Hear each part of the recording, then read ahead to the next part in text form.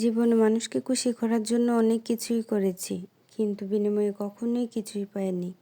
তাই এখন আমিও কারো কাছে কিছুই আশা করি না। আসসালামু আলাইকুম। আমি নীলুফা রিংকি, আমি চট্টগ্রাম থেকে। প্রতিদিনের মতো আবারও নতুন একটি ভিডিও নিয়ে হাজির হয়েছি। আশা করি ভিডিওর পুরোটা সময় জুড়ে থাকবেন। কাছে দূরে যে যেখানে আছেন, আশা করি অনেক ভালো আছেন।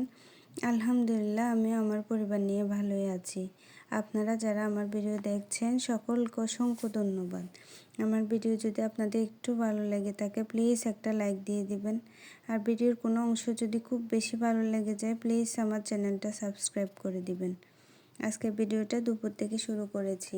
সকালে মেয়েটার শরীর ভালো ছিল না, ওকে সময় দিতে হয়েছিল, তাই ভিডিও করার সুযোগ হয়নি। তো আজকে দুপুরে রান্না দিয়েই শুরু করলাম। আজকে রান্নায় ছিল চিংড়ি দিয়ে তরকারি, মুরগি দিয়ে আলু, সাথে রাই শাক ভর্তা, ডাল। প্রথমে আমি চিংড়িটা রান্না বসিয়ে দিচ্ছিলাম।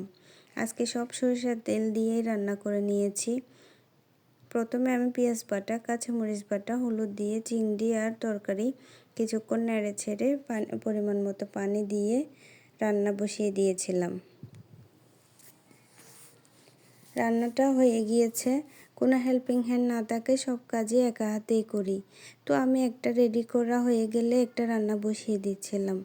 শীতকালের দিন এতটাই ছোট থাকে যে যত সকালে ঘুম থেকে উঠি না কেন, কাজ করতে করতে কখন যে 2টা বেজে যায় বুঝতেই পারি না।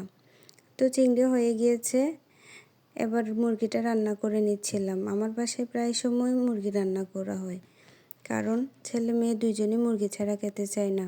যেদিন মুরগি থাকে না ওই দিন খুব কষ্ট দেয় খাওয়ার সময়, তাই প্রায় সময় মুরগিটা রান্না করার চেষ্টা করি। তো সব মশলা কষিয়ে আমি মুরগিটা দিয়ে কিছুক্ষণ কষিয়ে নিচ্ছিলাম। মুরগি কষানো হয়ে গেলে আমি পরিমাণ মতো পানি দিয়ে রান্নাটা কমপ্লিট করে নিলাম।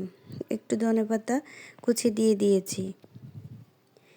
এরপর আমি রাই শাক ভর্তা করে নিব। রাই শাকে আমি দিব পেঁয়াজ কুচি, কাঁচামরিচ কুচি, ধনেপাতা কুচি, চিলি ফ্লেক্স, লবণ, সরিষার তেল।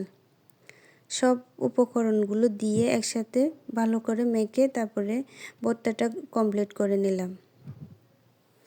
এরপর রান্নাবান্না আমার সব শেষ, কিন্তু সিঙ্কে অনেক ডেকচি পাতিল জমা হয়ে গিয়েছিল। তো আমি এগুলো ধুয়ে নেব। বিম বোতলে বিম শেষ হয়ে গিয়েছিল, আমি রিফিল করে নিচ্ছিলাম। তো এগুলো করে আমি গোসল করে নামাজ পড়ে তারপর মেয়েকে খাওয়াই, নিজে খেতে খেতে দেখি বিকেলবেলা হয়ে গেছে, টিচার চলে এসেছে। তো আমি দুপুরে সমোসার ডো করে রেখেছিলাম, এখন সমোসা বানিয়ে নিচ্ছিলাম।